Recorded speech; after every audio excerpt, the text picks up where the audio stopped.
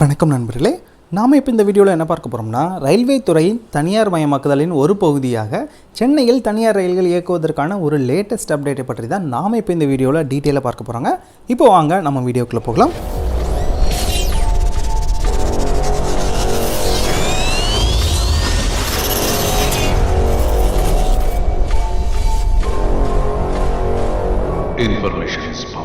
நம்முடைய மத்திய அரசாங்கம் இந்தியாவில் உள்ள முக்கியமான துறைகள், அதாவது ரயில்வேஸ், ஏர்போர்ட்ஸ், ஸ்பேஸ் போன்ற பல்வேறு துறைகளை தனியார் மயமாக்குதல் மற்றும் தனியார் பங்களிப்பை ஊக்குவித்தல் போன்ற பல்வேறு விஷயங்களை நம்முடைய மத்திய அரசாங்கம் தொடர்ந்து செய்து கொண்டிருக்கிறார்கள். இதன் ஒரு பகுதியாக நம்முடைய மத்திய அரசாங்கம் ரயில்வே துறையும் தனியார் மயமாக்குவதற்கான பணிகளையும் ஈடுபட்டு கொண்டு வந்துட்டு இருக்கிறாங்க.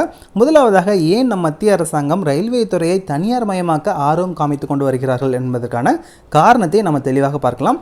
2014, அதாவது இந்த புதிய அரசாங்கம் எப்பொழுது ஆட்சியில் வந்தாங்களோ மத்திய அரசாங்கத்தை நான் சொல்கிறேன், அப்போவே அவர்கள் தெளிவான ஒரு ஹிண்ட் கொடுத்துருந்தாங்க. என்னென்னா, நம்மளுடைய ரயில்வே துறையை பார்ஷியலி தனியார் மயமாக்கப்படும் என்ற மாதிரியான ஒரு கருத்தை அவர்கள் கூறியிருந்தார்கள். எதற்காக இவர்கள் இப்படி ஒரு கருத்தை கூறியிருந்தார்கள் அப்படின்னு சொல்லி பார்த்தோம்னா, கடந்த 66 வருடங்களாகவே நம்மளுடைய ரயில்வே போக்குவரத்து துறையை பொறுத்த வரைக்கும் 30% அளவிற்கான உள்கட்டமைப்புகள் மேம்படுத்தப்பட்டிருக்கிறது.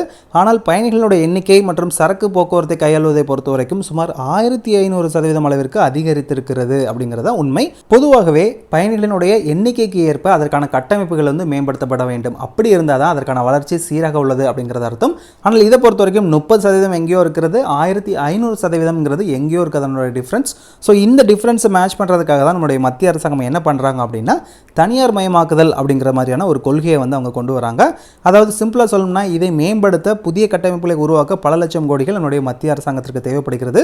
ஆனால் அந்த அளவிற்கான நிதிகள் நம்முடைய மத்திய அரசாங்கத்திடம் இல்லை. இதுதான் யதார்த்தமான உண்மை. இப்பொழுது நம்ம நிறைய பேருக்கு ஒரு கேள்விகள் எழலாம். அதாவது பொதுவாகவே ட்ரெயின்ஸை பொறுத்த வரைக்கும் அதிக அளவிலான கூட்டங்கள் இருக்குது. ஸோ அந்த அளவிற்கான வருவாய் நம்மளுடைய ரயில்வே துறைக்கு தானே போகுது. அந்த பணம்லாம் எங்கே அப்படின்னு சொல்லி கேட்டிங்கன்னா, அதற்கும் ஒரு ரிப்போர்ட் அவங்க கொடுக்குறாங்க. பொதுவாக நம்மளோட ரயில்வே துறையை பொறுத்த வரைக்கும் ஒரு ஆண்டிற்கு சுமார் 2 ட்ரில்லியன் அளவிற்கான வருவாய் கிடைத்து கொண்டு இருக்கிறது. ஆனால் அதில் செலவு மட்டும் பார்த்தோம்னா 1.88 ட்ரில்லியன் அளவிற்கு செலவுகள் இருக்குது. ஸோ அப்படின்னா பேலன்ஸ் இருக்கக்கூடிய ப்ராஃபிட் பார்த்தோம்னா வெறும் 12,000 கோடிகள் மட்டும்தான் நம்மளுடைய இந்திய அரசாங்கத்திற்கு வருவாயாக கிடைக்கிது ரயில்வே துறை மூலமாக. ஸோ இந்த 12,000 கோடியை வைத்துக்கொண்டு நம்மளுடைய மத்திய அரசாங்கத்தினால எந்த விதமான டெவலப்மெண்ட் ஆக்டிவிட்டியை பெரிய அளவிற்கு பண்ண முடியாது அப்படிங்கிறது தான் யதார்த்தமான உண்மை அப்படின்னு கூட நம்ம சொல்லலாம். நம்முடைய தமிழகத்தை பொறுத்த வரைக்குமே எண்ணற்ற ரயில்வே திட்டங்கள் இன்னும் வரைக்குமே கிடப்பில் போடப்பட்டிருக்கிறது. அதற்கு காரணம் என்ன அப்படின்னு சொல்லி பார்த்தோம்னா, நம்மளுடைய மத்திய அரசாங்கத்திடம் போதிய அளவிற்கான நிதி இல்லை அப்படிங்கிறது தான் யதார்த்தமான உண்மை. இதற்காக நம்மளுடைய மத்திய அரசாங்கம் ஒரு டார்கெட்டை ஃபிக்ஸ் பண்ணியிருக்காங்க. அதாவது 2030க்குள்ளதாக 50 லட்சம் கோடி நிதி ரயில்வே துறைக்கு தேவைப்படும் அப்படிங்கிற மாதிரி சொல்லியிருக்காங்க. எதற்காகனா, புதிய ரயில் பாதைகளை அமைப்பதற்கு மற்றும் ரயில்வே துறைக்கு தேவையான உள்கட்டமைப்புகளை மேம்படுத்துவதற்கு அப்படிங்கிற மாதிரி அவர்கள் குறிப்பிட்டிருக்காங்க. ஸோ இது போன்ற நிதி பிராக்டிக்கலாக நம்முடைய மத்திய அரசாங்கத்திற்கு கிடைக்க வாய்ப்பே கிடையாது. ஸோ இது போன்ற ஒரு நிதிக்காக தான் நம்முடைய மத்திய அரசாங்கம் ஒரு பிளான் எடுக்கிறாங்க. அதாவது தனியார் மயமாக்குதல் அப்படிங்கிற மாதிரியான ஒரு விஷயத்தை கொண்டு வராங்க. இதற்காகவும் நம்முடைய மத்திய அரசாங்கம் ஒரு டார்கெட் ஃபிக்ஸ் பண்ணியிருக்காங்க. அது என்ன அப்படின்னா, 2025க்குள்ளதாக 500 தனியார் ரயில்களை இயக்குவதற்கும் 30% அளவிற்கான சரக்கு போக்குவரத்து மற்றும் 750 ரயில்வே ஸ்டேஷனை தனியாரிடம் ஒப்படைக்க வேண்டும் அப்படிங்கிற மாதிரியான ஒரு டார்கெட்டை நம்முடைய மத்திய அரசாங்கம் ஃபிக்ஸ் பண்ணியிருக்காங்க. இதன் மூலமாக நம்முடைய மத்திய அரசாங்கத்திற்கு என்ன லாபம் அப்படின்னு சொல்லி கேட்டிங்கன்னா, இதன் மூலமாக ரயில்வே துறைக்கு அதிக அளவிலான வருவாய் கிடைப்பதற்கு ஒரு வாய்ப்பாக அமையும். அது மட்டும் இல்லாமல் ரயில்வே துறையில் பணிபுரிகின்ற அரசு ஊழியர்கள்லாம் இருக்காங்க இல்லையா, அவர்களுக்கு கொடுக்கக்கூடிய சம்பளமும் ஓரளவுக்கு குறையும் அப்படிங்கிற மாதிரி எதிர்பார்க்கப்படுகிறது. அதே போல் ரயில்வே துறையில் பணிபுரிகின்ற இன்எஃபிஷியன்டான ஸ்டாஃப் எண்ணற்ற பேர் இருக்காங்க. அவர்களுக்கான இன்எஃபிஷியன்டான ஸ்டாஃப் எல்லாருமே படிப்படியாக குறைந்து எல்லாருமே தனியாரினுடைய ஊழியர்களாக மாற்றுவதற்கு இது ஒரு வாய்ப்பாக அமையும் அப்படிங்கிற மாதிரியும் எதிர்பார்க்கப்படுகிறது. இது தவிர பயணிகளுக்கு என்ன அட்வான்டேஜ் அப்படின்னு சொல்லி பார்த்தோம்னா, பயணிகளுக்கு ஒரு வேர்ல்ட் கிளாஸ் அம்யூனிட்டிஸ் கிடைக்கும். அது மட்டும் இல்லாமல் ஒரு நல்ல ஒரு டிராவல் எக்ஸ்பீரியன்ஸ் கிடைப்பதற்கான ஒரு வாய்ப்பாக அமையும் அப்படிங்கிற மாதிரியும் எதிர்பார்க்கப்படுகின்றன. அதே போல் பயணிகளுக்கு பயண நேரம் வெகுவாக குறையும் அப்படிங்கிற மாதிரி எதிர்பார்க்கலாம். இந்த ரயிலானது 120 km/h என்ற வேகத்தில் செல்லக்கூடியது என்பது இன்னொரு மிகப்பெரிய ஒரு அட்வான்டேஜாக நம்ம சொல்லலாம். இப்போ தான் நம்ம மெயினான டாபிக்குள்ளவே போக போகிறோம். அதாவது தமிழகத்தில் தனியார் ரயில்களுடைய ஸ்டேட்டஸ் என்ன அப்படின்னு சொல்லி தான் நம்ம பார்க்கவே போகிறோம். அதற்கு முன்னால் தமிழகத்தில் எங்கே தனியார் ரயில் ஓட போகுதுன்னா, மெயினான கிளஸ்டரே எதுனா சென்னை கிளஸ்டர்னு சொல்லியிருக்காங்க. இதனுடைய ப்ராஜெக்ட் காஸ்ட்னு எடுத்துக்கிட்டோம்னா சுமார் 3221 கோடி ரூபாய் இருக்கும் அப்படிங்கிற மாதிரியும், இதில் மொத்தம் 1052 கிலோமீட்டர் இந்த சென்னை கிளஸ்டரை கவர் பண்ண போகுது அப்படிங்கிற மாதிரி சொல்லியிருக்காங்க.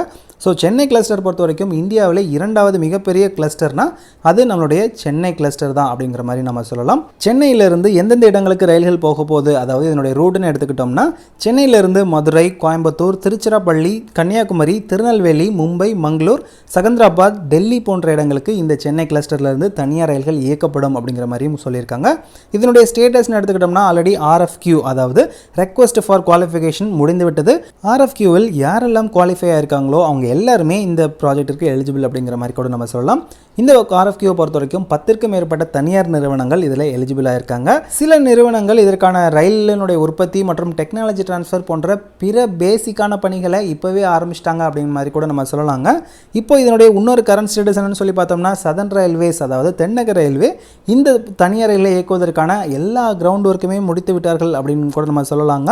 அது மட்டும் இல்லாமல் இதற்கான ஃபினான்ஷியல் பிட் ஓப்பனிங் எப்போ பண்ணுறாங்கன்னா ஜூன் 2021, அதாவது இந்த மாத இறுதிக்குள்ளதாக இதற்கான ஃபினான்ஷியல் பிட்டை வந்து ஓப்பன் பண்ணுறாங்க. யார் ஓப்பன் பண்ணுறாங்கன்னா நம்மளுடைய ரயில்வேஸ் போர்டு அப்படின்னு கூட நம்ம சொல்லலாங்க. இந்த திட்டத்தில் தனியார் நிறுவனத்தினுடைய பங்கு என்னவாக இருக்கும் அப்படின்னு சொல்லி கேட்டோம்னா, தனியார் நிறுவனங்கள் என்ன பண்ணுவாங்கன்னா இங்கே இயக்கக்கூடிய ட்ரெயின்ஸ் இருக்கு இல்லையா, அந்த ட்ரெயின்ஸை அவர்கள் தான் மேனுஃபேக்சர் பண்ணுவாங்க. அவர்கள் அப்படின்னா அவர்கள் வந்து வேற ஒரு கான்ட்ராக்ட், சப் கான்ட்ராக்ட் மாதிரி கொடுத்து கூட அவர்கள்ட்ட இருந்து கூட வாங்கிக்கலாம். ஆனால் இதில் மெயினான கண்டிஷன் என்னன்னா அந்த ட்ரெயின்ஸ் ஆனது மேக் இன் இந்தியா திட்டத்தின் கீழே அந்த ட்ரெயின்ஸை வந்து உற்பத்தி செய்திருக்க வேண்டும் அப்படிங்கிற மாதிரி சொல்லியிருக்காங்க. அது மட்டும் இல்லாமல் அங்கே யூஸ் பண்ணுற அந்த ட்ராக்ஸாக இருக்கட்டும் இல்லை ஸ்டேஷன்ஸாக இருக்கட்டும், அது எல்லாத்திற்குமே அவர்கள் நம்மளுடைய ரயில்வேஸ் டிபார்ட்மெண்ட்டுக்கு அதற்கான யூசேஜ் சார்ஜ் அப்படின்னு சொல்லி அதை வந்து அவர்கள் கொடுத்து ஆக வேண்டும். ஸோ அது ஒரு மெயினான ஒரு வருவாயாக பார்க்கப்படுகிறது. இதற்கான மிகப்பெரிய ட்ராபேக் என்ன அப்படின்னு சொல்லி கேட்டோம்னா இதற்கான டிக்கெட் ஃபேர் தான். ஏன்னா இதற்கான டிக்கெட் ஃபேரை அந்தந்த தனியார் நிறுவனங்களே ஃபிக்ஸ் பண்ணிக்கலாம் அப்படிங்கிற மாதிரியான ஒரு பவரை நம்மளுடைய மத்திய அரசாங்கம் அந்த தனியார் நிறுவனங்களுக்கு கொடுக்க போகிறாங்க. இது ஒரு மிகப்பெரிய ட்ராபேக் இருக்க போது. ஏன்னு சொல்லி கேட்டோம்னா இதற்கு மிகப்பெரிய எக்ஸாம்பிள் என்னென்னா பெட்ரோல் டீசலுடைய விலையை அந்தந்த எண்ணெய் நிறுவனங்களே ஃபிக்ஸ் பண்ணிக்கலாம் அப்படிங்கிற மாதிரியான ஒரு பவரை எப்போ நம்மளுடைய மத்திய அரசாங்கம் எண்ணெய் நிறுவனங்களுக்கு கொடுத்தாங்களோ அன்றிலிருந்து தான் நம்மளுடைய பெட்ரோல் டீசலுடைய விலை பார்த்தோம்னா கண்ணா பின்னான்னு ஏறிட்டு வருகிறத நம்ம எல்லாருமே பார்த்துட்டு இருக்கோம். ஸோ இது போன்ற ஒரு பவரை இப்போது ரயில்வே துறைக்கும் கொடுத்தாங்க, அதாவது தனியார் நிறுவனங்களுக்கு கொடுத்தாங்க அப்படின்னா கண்டிப்பாக அதனுடைய ஃபேரும் ஏற தான் போகுது. அதில் எந்த விதமான மாற்று கருத்துமே கிடையாது. இதனுடைய ஃபேர் என்னவாக இருக்கும் அப்படிங்கிறது நான் ஆல்ரெடி நம்மளுடைய பழைய வீடியோவில் சொல்லியிருக்கோம்.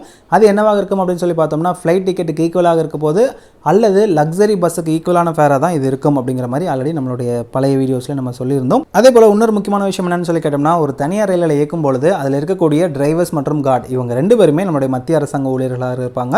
அதுவும் நாளடைவில் பார்த்தோம்னா அந்த 2 ஊழியர்களுமே தனியார் ஊழியர்களாக மாற்றப்படுவார்கள் அப்படிங்கிற மாதிரியும் சொல்லப்படுது.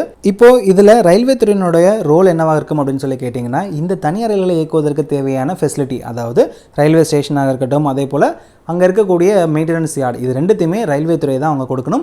ஒன்று இருக்கக்கூடிய எக்ஸிஸ்டிங் ஃபெசிலிட்டியிலேருந்து அவங்க கொடுக்கலாம், அப்படி இல்லைன்னா அதற்கு அருகிலே ஒரு லேண்டில் இதற்கான ஃபெசிலிட்டியை வந்து அவங்க கன்ஸ்ட்ரக்ட் பண்ணி கொடுக்கலாம். இது 2 தான் இருக்கக்கூடிய ஆப்ஷன். இதையும் அவர்கள் ஆல்ரெடி பக்காவாக வந்து ப்ரிப்பேர் பண்ணிட்டாங்க அப்படின்னு கூட சொல்லலாம். ஏன்னா சவுத் சைடு போகிறதுக்கான ட்ரெயின்ஸ் எல்லாமே தாம்பரத்துலேருந்து தான் இயங்க போகுது. ஸோ அந்த தாம்பரம் ரயில்வே ஸ்டேஷனை முழுக்க முழுக்க தனியார்களுக்கான ஒரு ஹப்பாக மாற்றுறதுக்கான ஒரு முடிவை நம்மளுடைய சதர்ன் ரயில்வேஸ் எடுத்திருக்காங்க அப்படிங்கிற மாதிரி கூட சொல்லலாம். அதே போல் மெயின்டெனன்ஸ் யார்டை பொறுத்த வரைக்கும் தண்டையார்பேட்டில் இருக்கக்கூடிய மெயின்டெனன்ஸ் யார்டை இவர்கள் யூஸ் பண்ணிக்கலாம் அப்படிங்கிற மாதிரியான ஒரு ஒப்புதலையும் அவர்கள் ஆல்ரெடி வழங்கிட்டாங்க அப்படிங்கிற மாதிரியும் கோரப்படுகிறது.